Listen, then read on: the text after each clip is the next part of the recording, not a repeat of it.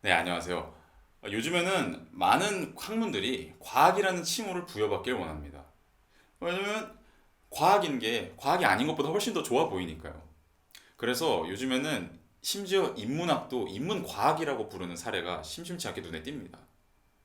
자, 그렇다면 과학과 비과학을 구별하는 기준은 무엇일까요? 여기에 대해서 오스트리아의 철학자 칼 포퍼는 매우 흥미로운 기준 하나를 제시합니다. 이 기준을 이해하기 위해서는 먼저 포퍼의 반증주의를 이해할 필요가 있습니다. 포퍼는 과학 활동은 기본적으로 검증이 아니라 반증을 바탕으로 이루어지는 활동이라고 주장했습니다.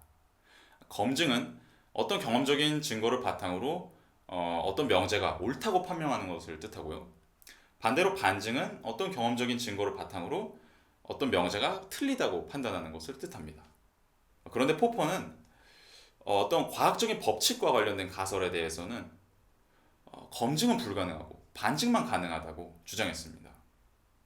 자, 예를 들어서 모든 백조는 희다라는 법칙적인 가설이 있다고 해봅시다.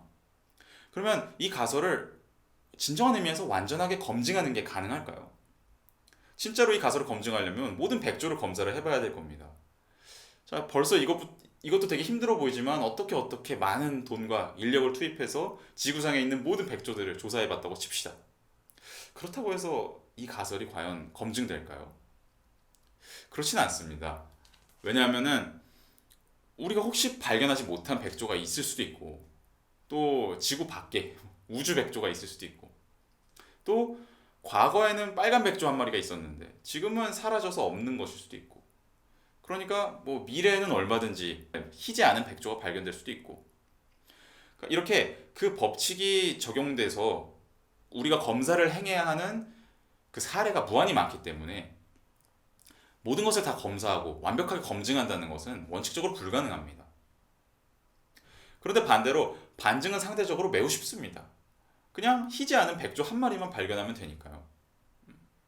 그래서 포퍼는 과학은 기본적으로 어떤 하나의 가설을 완전하게 검증하면서 발전하는 게 아니라 기존의 가설들을 계속해서 반증해 나가면서 차례차례 발전하는 것이다. 그런 모델을 제시합니다.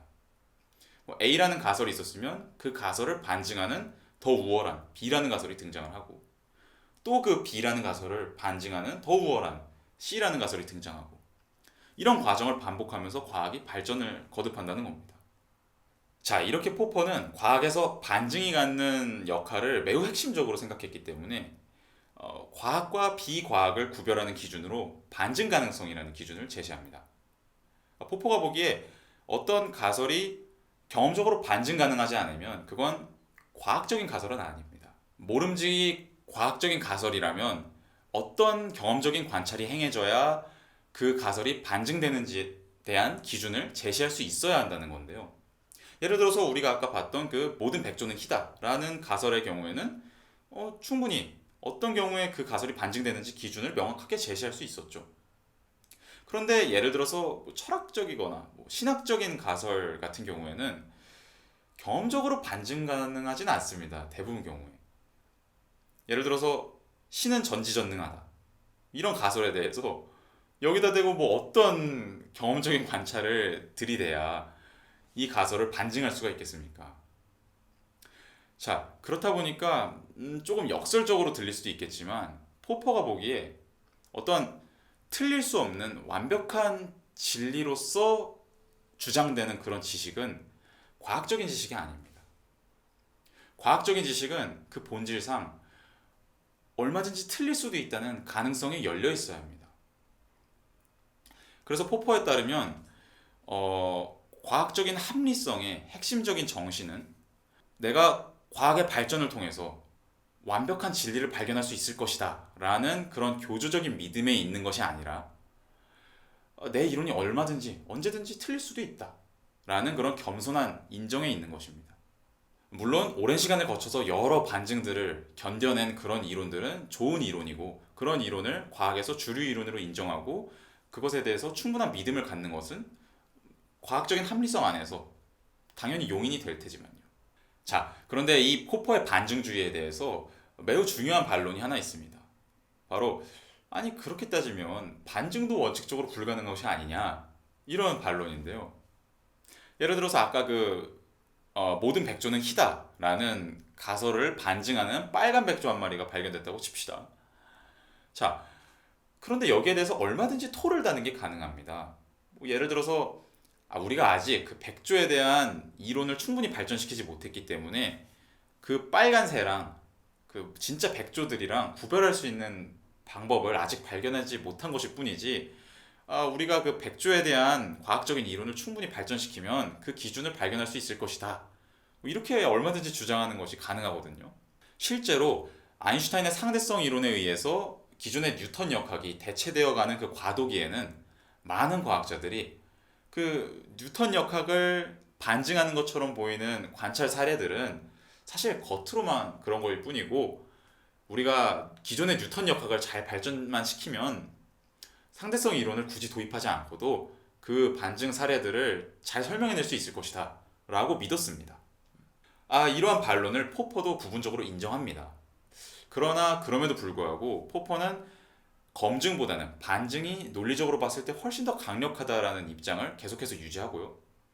또한 포퍼는 우리가 너무 그런 완벽한, 완전 무결한 검증이나 반증에만 집착해서는 과학에 대한 바람직한 그런 관점을 취득하지 못한다라고 주장을 합니다.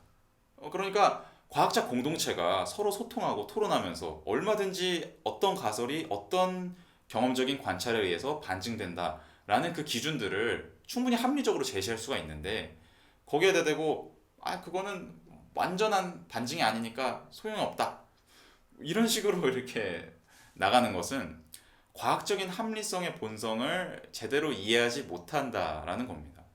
왜냐하면 과학적인 합리성의 본질은 틀릴 수도 있다는 가능성을 열어두는 데 있으니까요.